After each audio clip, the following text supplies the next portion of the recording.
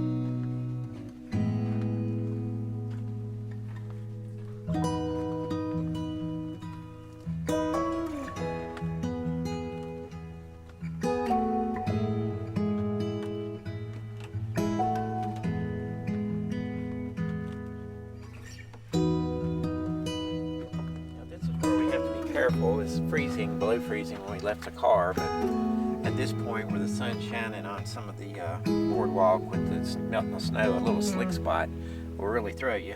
So I'm going to tell Dreamer to be real careful walking along with the camera.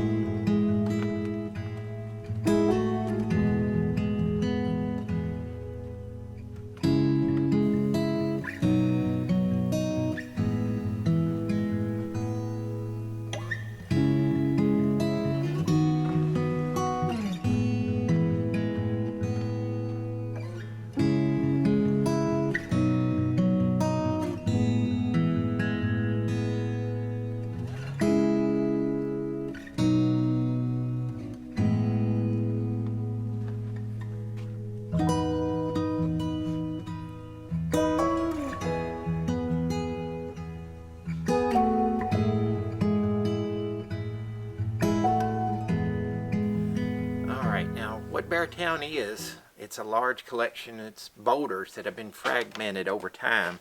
It's mostly sandstone, and the area that it's in is close to Droop Mountain, and this particular sandstone is called Droop Sandstone. And what happens over time and thousands of years is water, like what we have today, will get in little cracks and crevices, and then it freezes and spreads it just a little bit. And as time goes on, the cracks get greater and greater, and then gravity will take over and things will break off. Earlier, Dreama had showed you some of the pits in there where some of the sandstone had not compacted itself enough, and these softer areas will bore themselves out, and you get these little miniature caves like in there. Some of them are just big enough to put your finger in, but some of these over here are big enough that you could actually crawl in it and sit in it if you were so inclined. Which I'm not on this cold day. As you can see, the icicles are forming up there. It's very interesting. All right, we're heading on.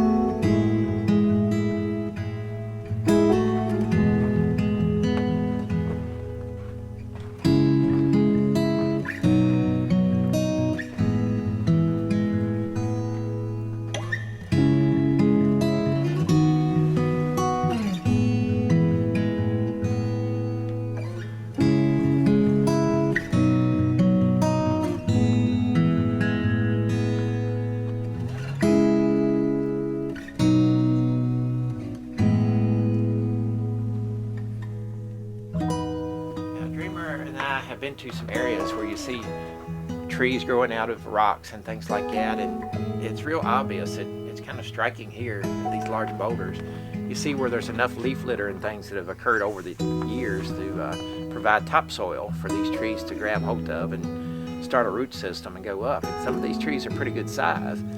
We do have some where the roots have failed and it's just a little root ball, and the tree comes tumbling over like this. It didn't survive a windstorm a while back, but a lot of them are holding on pretty good. And another feature here, all these cracks and crevices allow for a lot of denning. The reason this place is called Beartown is because the locals noticed there was a lot of bears that would come up here and den just about this time of year, and we haven't seen any animals so far on this trip, and Dreama and I are hoping we don't run into any grumpy bears to wake up, so we'll be moving on now.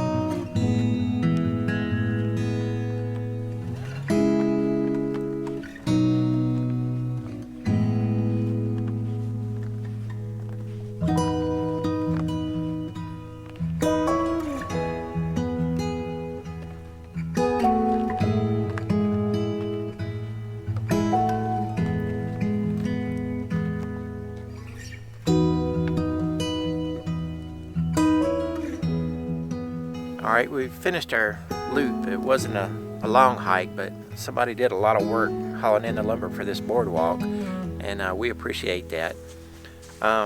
It's nice to get out of the house in the middle of winter, even if it's just not too far from home and a place you've already been to. But we did see this area in a different light, literally. The sun's a lot further south than last time we were here, and not as many leaves on the trees. We didn't see any animals, surprisingly. I thought we might see a few scurrying around. But we enjoyed ourselves, and we'll look for something else we can do before the spring hits. Enjoy yourself on the trail.